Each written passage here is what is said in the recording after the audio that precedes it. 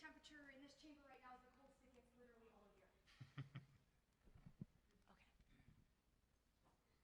At the leisure of those above me, Mr. President, Mr. Jacoby, and assuming all the judges are ready, just a friendly smile. I don't bite, I promise. Okay. Now the next item up for bid is the United States presidency. Do I see 500,000, $1 million sold for $1 million? That's basically how our election system works today. Now I stand before you in the firmest affirmation of a constitutional amendment to limit campaign financing, because regardless of whether or not this truly does happen, as has been contested by the negation today, the fact that our citizens and our constituents believe it happens constitutes us affirming today. Now, I stand before you for 3 key reasons as to why constitutionally, according to the oath that we gave, we need to affirm. Now, first of all is the Supreme Court precedents known as stare decisis. Now, Senator Chaconis, you like to come up here and talk about Citizens United and what a great ruling it was.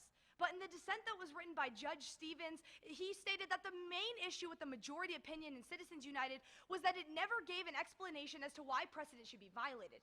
You see, in 2005, the Supreme Court cited in Austin versus the Michigan Chamber of Commerce that, in fact, campaign finance limits were constitutional, and that the same rights that were granted to free people via free speech, via the First Amendment, were not also granted to corporations. But in the majority opinion that was written by the judge that you talk so fondly of, he never explains why the 2005 decision should be actually overturned. So therefore, when looking at Supreme Court precedents, stare decisis actually, according to the Supreme Court, rests in the 2005 decision. But why does it rest in the 2005 decision? Why is it unconstitutional for someone like Coca-Cola to give so much money to our super PACs that Senator Dendler says we all have? He makes it kind of sound like Oprah, like you get a super PAC and you get a super PAC. We all get super PACs. And our citizens don't like that. Our citizens believe that their free speech differs from the free speech of corporations.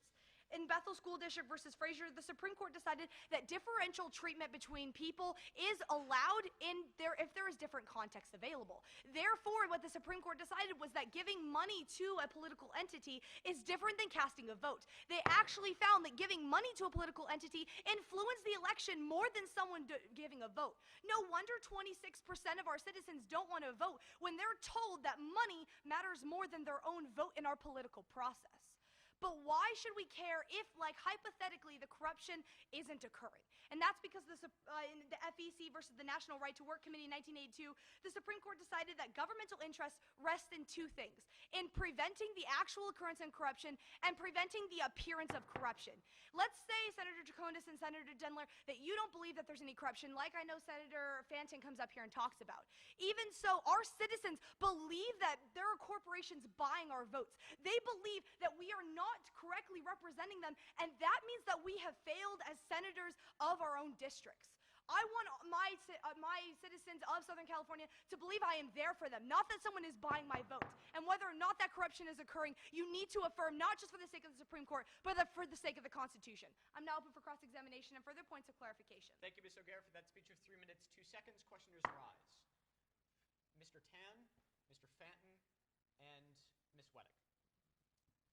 Senator O'Gara, even if this amendment passes, what's to incentivize states from tightening their regulations on campaign finance? Well, we see that in the example I gave in the Michigan Chamber of Commerce. Michigan is really for state finance laws. In fact, a lot of states have been advocating for it. I think it's like 28 states according to the study that I listed. Thank you. Senator, given the nature of an evolving common law legal system, how can a court ruling in 2005 invalidate a court ruling in 2010? Because in 2010, the key is that the majority opinion never explained why the 2005 decision was no longer invalid. That's why 4 justices voted against it. Thank you. Senator, didn't Brown v. Board violate the precedent set forth in Plessy versus Ferguson? Yeah, but in that case, they actually explained why precedent should be overturned. That was never done in the 2010 decision. We can't just trust blindly what the Supreme Court says. We need to look at the actual facts of the Constitution. Senator, if a candidate for presidency isn't rich, what chance do they have at having the same kind of extensive social outreach without campaign financing? Exactly. They don't have the exact same kind of social outreach. It's unfair, like the Supreme Court said, because when you give money, that person is more likely to win than when they actually get a vote. Thank you. State it. Is there a second? Second. It has been seconded. All in favor, say aye. Aye. All opposed? In the opinion the chair, the nays have it. It's not 2/3. It was about an even split. You may be seated, Ms. O'Gara. State it.